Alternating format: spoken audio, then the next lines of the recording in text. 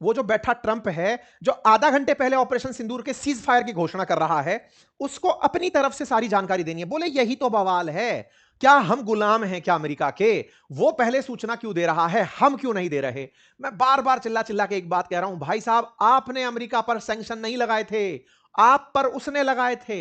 You are on the receiver side, वो लगाने वाला था, अप्लाई करने वाला था, आप कुछ नहीं कर पाए। नहीं कर पाए तो हटाने वाला भी वही है। क्या इसका मतलब अमेरिका बहुत बड़ी पावर है?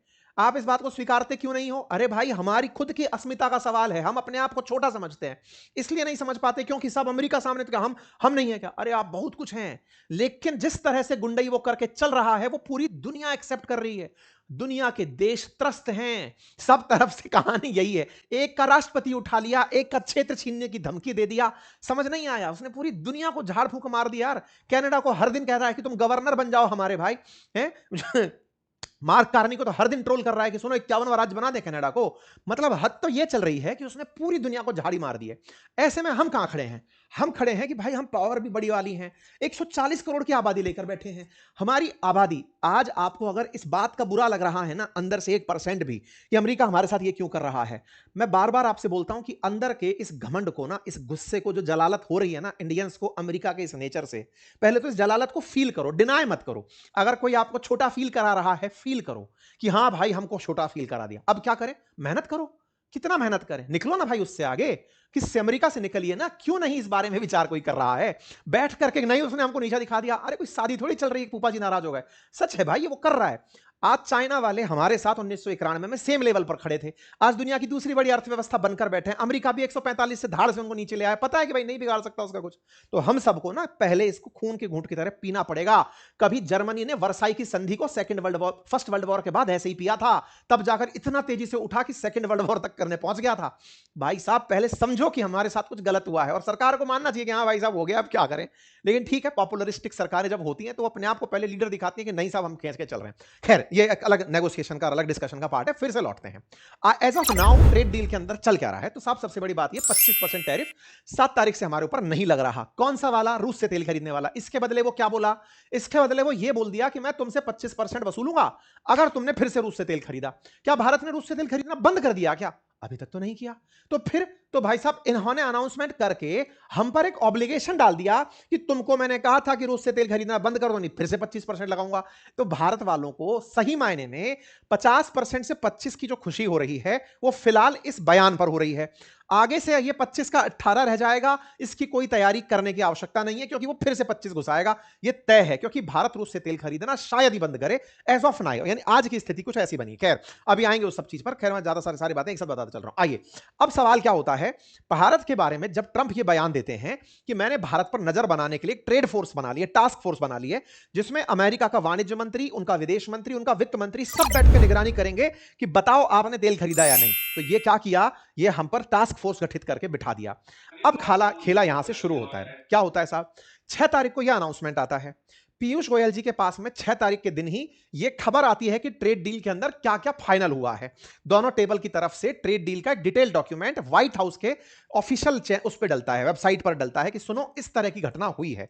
$30 ट्रिलियन की अमेरिकी इकोनॉमी हमारी $4 ट्रिलियन की इकोनॉमी के साथ एक ट्रेड डील की है, और उस ट्रेड डील के अंदर हमारे सामने कुछ बातें रखी जाती हैं। इनसे सवाल पूछा जाता है, सर ट्रंप ने यह कहा है, देखो ट्रेड डील के 2 डॉक्यूमेंट आए। ट्रेड डील का जो डॉक्यूमेंट है उसमें रूस का कहीं जिक्र नहीं है, लेकिन 2 तारीख को जो ट्रंप का स्टेटमेंट है ना उसमें रूस का जिक्र था। और जो ये व्हाइट हाउस का जो कागज था ना, ये modifying duties to address threats to the United States by the government of Russian Federation, ये 6 तारीख का स्टेटमेंट है। इसमें इसने ये वाली बात मॉनिटरिंग वाली डाली थी। तो जब इनसे पूछा गया कि सर वो आपने रूस से तेल खरीदना बंद कर दिया, इसके बारे में क्या बयान? एमईए इसकी जानकारी आपको दे पाएंगे। एमईए बोले तो मिनिस्ट्री ऑफ एक्सटर्नल अफेयर आपको इसकी जानकारी दे पाएगा कि क्या भारत ने रूस से तेल खरीदना बंद कर दिया। ये क्यों इस तरह का जवाब दे गए, इसके पीछे का मैं आपको भी आंसर दूंगा, लेकिन पहले इस बात के मजाक को समझिए, मौकरी जो मजाक बनी उसको समझिएगा। भाई आप वाणिज्य मंत्री हैं, आपने अमेरिका से ट्रेड डील की है, आप 18% की शाबाशी बटोरते घूम रहे हैं, आपको 18% की शाबाशी मिली, आपको कंडीशन में जो उसने 25% हटाने की कंडीशन डाली उसके बारे में आपको अवेयर होना चाहिए था।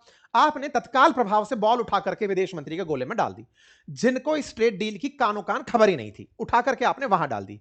आपके मन में इस बीच में सवाल चल रहा होगा, माननीय मोदी जी आप कहां हैं, आप बयान क्यों नहीं दे रहे हैं? यह सवाल पूछने योग्य है, पूछा जाना चाहिए। खोजते हैं अपन भी कहां हैं वो।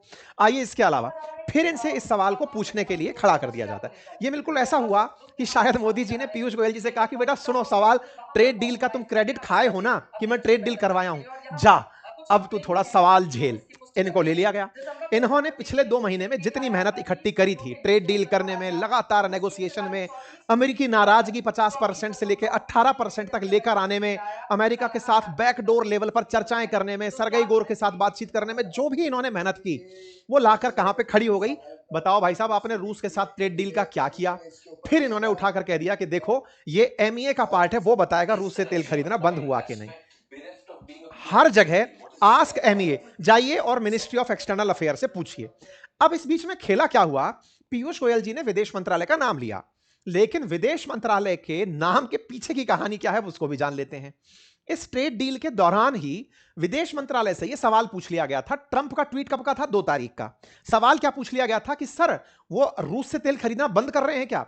तो इनने कहा देखो अभी नहीं। इनसे पूछा गया कि ट्रेड डील के बारे में अभी तक डिटेल्ड डॉक्यूमेंट नहीं आया है, इस पर आप क्या कहेंगे? इनने कहा पीयूष गोयल जी से पूछिए। तब हुआ ये कि इनने नाम ले लिया पीयूष गोयल जी का और इन्होंने नाम ले लिया जयशंकर जी का। तो फाइल जो है ना रशिया के नाम की इधर से उधर घूमती रही। ये सोशल मीडिया पर खूब क्लिप वायरल हुई कि दोनों तरफ से एक कह रहा है कि did India stop buying oil import, did India stop imports? Piyush Goyal कह रहे हैं नो आइडिया आस्क जयशंकर। 2 दिन पहले जयशंकर साहब से पूछ रहे हैं no idea ask Piyush Goyal. ये जो इधर से उधर घूमना शुरू हुआ, इस बात पर देश के अंदर खूब सारा अपोजिशन ने सरकार का आनंद लिया कि साहब देखिए ट्रंप ने ऐसा ऐसा करके अनाउंसमेंट किया है और हम लोग बिना हड्डी के जो हमारे अपोजिशन के लीडर्स हैं वो केवल पासिंग द बॉल खेल रहे हैं। इस बीच में खूब सारे सोशल मीडिया के रूल वायरल हुए कि भाई ये हो क्या रहा है। पुतिन भी पूछ रहा होगा ट्रंप से कि यार तुमने क्या करवा दिया। आपस में एक तरह का माहौल बनकर आया। खैर, अब हम इस चीज को पूरी तरह से डिकोड करने का प्रयास करते हैं कि इसमें असली पेच कहां फंसा था, कौन कहां पर क्या गलती कर रहा था, सरकार की इसमें कौन सी जगह पर जिम्मेदारी थी जो इनको बहुत अच्छे से निभानी थी, और कहां सोशल मीडिया पर बयान को ट्विस्ट कर दिया गया, उसको भी थोड़ा सा डिकोड करते हैं।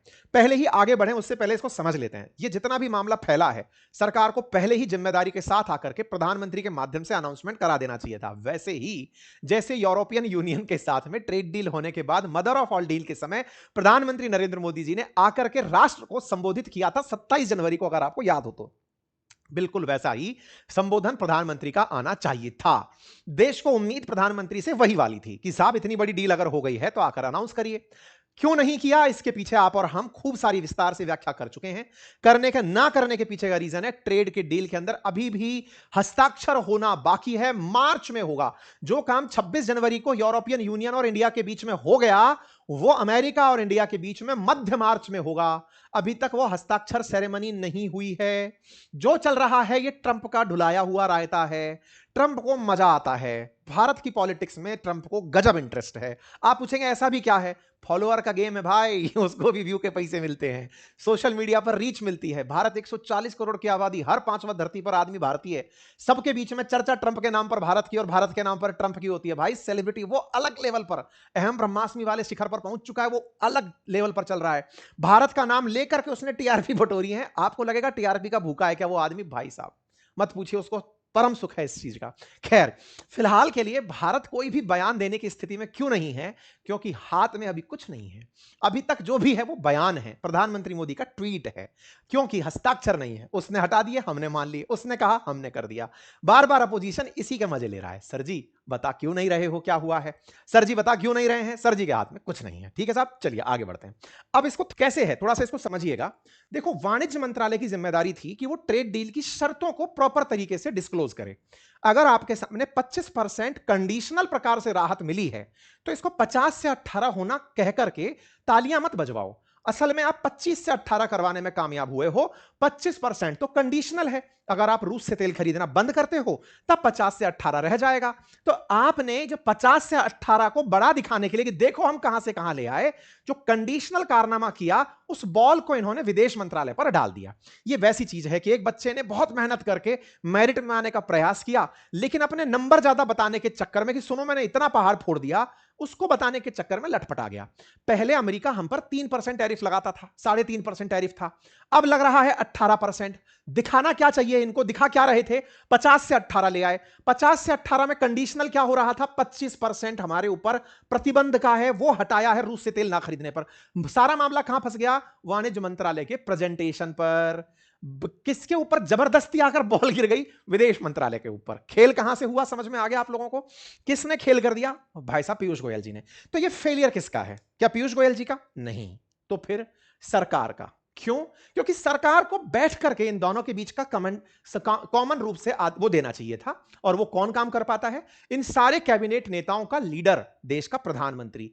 अपेक्षा किससे थी, देश के प्रधानमंत्री से। क्या अपेक्षा थी कि प्रधानमंत्री महोदय आप बाहर आए और आप बताएं। प्रधानमंत्री क्यों नहीं बताए कारण मैं आपको बता चुका, उनके हाथ में कुछ है ही नहीं अभी। क्यों नहीं है, डील तो 15 तारीख को होगी, 15 मार्च को होगी।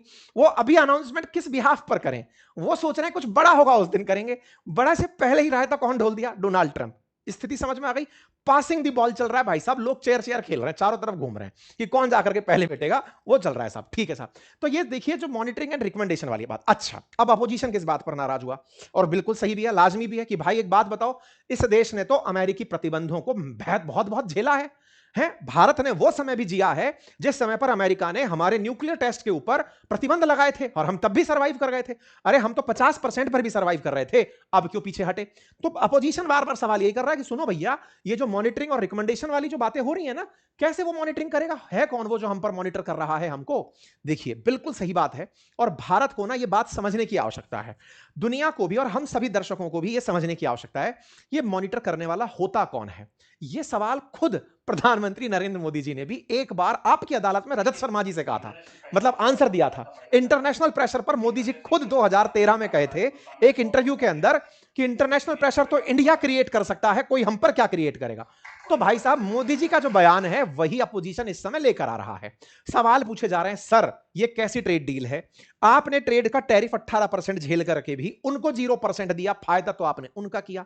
सवाल कुल मिलाकर के मॉनिटरिंग पर आ गया कि वो मॉनिटर करने वाले, हम पर प्रेशर क्रिएट करने वाले होते कौन हैं। देखो साहब, प्रधानमंत्री को अब अपनी ही बातों के ऊपर आंसर देने में हिचक हो रही है। क्यों हो रही है, क्योंकि प्रेशर क्रिएट करके उन्होंने रशिया के तेल के ऊपर हमसे सवाल कर लिए हैं। अब फिर से एक सवाल को डिकोड करते हैं कि साहब एक बात बताओ, प्रधानमंत्री मोदी की 2013 की स्टेटमेंट, हमारे ऊपर न्यूक्लियर परीक्षण के समय 1998 का स्टेटमेंट, और आज जब ट्रंप ने पूरी दुनिया को तहस नहस कर रखा है आज का स्टेटमेंट, तीनों में अंतर क्या है। अंतर को अगर आप आज के पर्सपेक्टिव में देखेंगे तो यह बहुत बड़ा अंतर है। 1991 में जब भारत ने लिबरलाइजेशन, ग्लोबलाइजेशन, प्राइवेटाइजेशन अपनाया था, वैश्वीकरण अपनाया था, तब यह कहा था कि वैश्वीकरण दुनिया के लिए एक बहुत बड़ी उपलब्धि रहेगा। बहुत सारी अमेरिकी कंपनियों को हमने भारत में आने दिया, दुनिया भर की कंपनी, क्योंकि भारत तो पहले ही ब्रिटिश ईस्ट इंडिया कंपनी से पीड़ित रहा था। इसलिए 1991 तक हम डरते थे कि कोई भी विदेशी कंपनी भारत के अंदर एंट्री ना कर जाए। इसलिए हमने अपनी पॉलिसी को बड़ा ही समेट कर और सहेज कर रखा हुआ था, क्लोज इकोनॉमी की तरह से हम ग्रो कर रहे थे कि नहीं नहीं हम किसी को नहीं आने देंगे, पहले चेक करेंगे कि तुम हमारे यहां पर राज करने तो नहीं आ रहे हो। 91 में जाकर अमेरिकी दबाव में उस समय पर हम लोगों ने, उस समय के हालात पता है, भारत को अपना सोना गिरवी रखने की नौबत आ गई थी, हालात गवाह हैं कि भारत का आईएमएफ का कर्ज लेने की नौबत आ गई थी, तमाम स्थितियां आ गई थी। उस समय पर हमने वैश्विक कंपनियों को भारत में आने दिया, और उन कंपनियों में आज हमने काम कर करके, उन कंपनियों के लिए कंज्यूमर बन करके अपने आप को दुनिया की चौथी बड़ी इकोनॉमी बना लिया।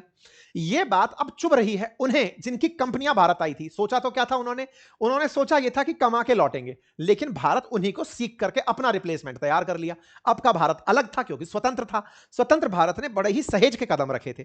इसलिए 1991 से जब 98 में सैंक्शन की बातें हम पर आई थी, या फिर जब हमारे ऊपर हमने स्माइलिंग बुद्धा समझौता किया था इंदिरा गांधी जी के समय पर न्यूक्लियर परीक्षण, उस समय तक हम ऑलरेडी क्लोज थे, तो परीक्षण के ऊपर हमारे सैंक्शंस का दबाव नहीं था। 98 के अंदर भी अगर हम अटल जी के समय पर बात करें तो 91 से 98 के अंदर हमको ग्लोबलाइजेशन का महसूस ही नहीं हो रहा था। हमारे लिए बड़ी प्राथमिकता यह थी कि हम पाकिस्तान से पहले अपनी जान बचाएं। ये जिसको आपने सहायता दे रखी है, अमेरिका पूरा उसके घर में घुस के बैठा है, मारने के लिए उसको सारे के सारे वेपन दे रखे हैं, वो बदले लेने के लिए कि चलो भारत पर चढ़ाई करेंगे, उससे निपटने के लिए न्यूक्लियर बॉम्ब बनाना। ये वो वाली बात है कि भाई साहब हमारे लिए जीना ज्यादा जरूरी था कि व्यापार। न्यूक्लियर बॉम्ब हमारे लिए जीने जैसी स्थिति थी कि भाई साहब पहले सरवाइव करोगे तभी तो लड़ोगे, इसीलिए करो या मरो वाली बातें अब से चरितार्थ हो रही थी। भारत ने उस समय पर प्रतिबंधों को किनारे किनारे से साथ दिया था। आज की स्थिति क्या है? आज की स्थिति यह है कि हमारे पास न्यूक्लियर बॉम्ब भी है, हमारे पास दुनिया की आर्थिक ताकत भी है, और अभी हमें 2047 का लक्ष्य भी साधना है। हमें विकसित भारत तक जाना है। विकसित भारत जाने में हमारे लिए जरूरत किस बात की है? हमारे पास जरूरत है पैसे की। पैसा कहां से आएगा? पैसा आएगा विदेशों के साथ व्यापार करके। देखिए, अर्थशास्त्र की ये कॉमन सी फीलिंग है जो हम सबके अंदर होनी चाहिए, और वो ये कि किसी भी देश की इकोनॉमी बूम तब करती है जब उस देश में बाहर से पैसा आता है। अगर आपको मैंने 100 रुपए दिए, आपने किसी और को दिए, उसने फिर घुमा के मुझे दे दिए, इकोनॉमी वहीं की वहीं खड़ी है। आपके देश में कोई भी फॉरेन करेंसी जब अगर नहीं आई तो दिक्कत हो जाएगी। आप सोचिए, जिस दिन भारत और अमेरिका की ट्रेड डील हुई, रुपया मजबूत हो गया था, 2 रुपए तक मजबूत हो गया था, 120 पैसे तक मजबूत हो गया था। ऐसे में अगर हमारे रुपए में मजबूती चढ़ी थी, अगर डॉलर के मुकाबले हम चढ़े थे, तो कारण क्या था? डॉलर इंडिया में तेजी से अब आने लगेगा। क्यों? क्योंकि डॉलर का रास्ता खोल दिया था हमने। हमारे पास दुनिया में से डॉलर कमाने के मुश्किल से 3 ही देश हैं। हम मेजर डॉलर कमाते हैं अमेरिका से, दूसरा यूरोपियन यूनियन से, तीसरा बांग्लादेश जैसे देशों से। हमारे पास डॉलर का सोर्स ही नहीं है। हमारे पास डॉलर के नाम पर कोई और साधन नहीं है। हम नेट इंपोर्टर हैं, सर्विस बेचते हैं या रेमिटेंसेस। हमारे पास सर्विसेज देकर के डॉलर कमाते हैं, या फिर हम लोग अपने लोगों को जो बाहर नौकरी करने भेजे हुए हैं, जो घर आकर के अपने रेमिटेंस भेजते हैं, उसकी कमाई होती है। तो हमारे डॉलर के मेजर सोर्सेज में यही है। व्यापार से जो डॉलर कमाना है वो अमेरिकी व्यापार से ही हम मेजर डॉलर कमाते हैं। हर बार लगभग 41 बिलियन डॉलर का हम डॉलर लेकर आते हैं। लेकिन हो क्या रहा था? रूस से सस्ता तेल मिलना हमें शुरू हुआ। हमने कितना तेल खरीदा? रूस से जब से युद्ध शुरू हुआ है ना, तब से, कौन सा युद्ध? रशिया यूक्रेन युद्ध, तब से लेकर अब तक भारत 168 बिलियन डॉलर का तेल खरीदा है। ये फैक्ट को पकड़िएगा, 168 बिलियन डॉलर का हम लोग तेल खरीदे, जिससे हमने पैसा कितना बचाया, मतलब कितना सस्ता खरीदा। दुनिया में अगर भाव चल रहा था मान लीजिए $65 प्रति बैरल का, तो रूस ने हमें $50 प्रति बैरल तक भी दिया है। दुनिया में 90 का भाव चल रहा था तो उसने 65 का दिया, 65 का चल रहा था तो 50 का दिया। उसने हमेशा डिस्काउंटेड रेट पर दिया। हमने उससे तेल खरीद के पैसा कितना बचाया? हमने बचाए कुल 4 सालों में $17 बिलियन। कितने?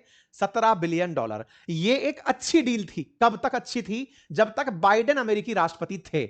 हम $40 बिलियन अमेरिका से कमा रहे थे, $17 बिलियन खर्च कम करके बचा रहे थे रूस के साथ व्यापार करके। अभी क्या हुआ?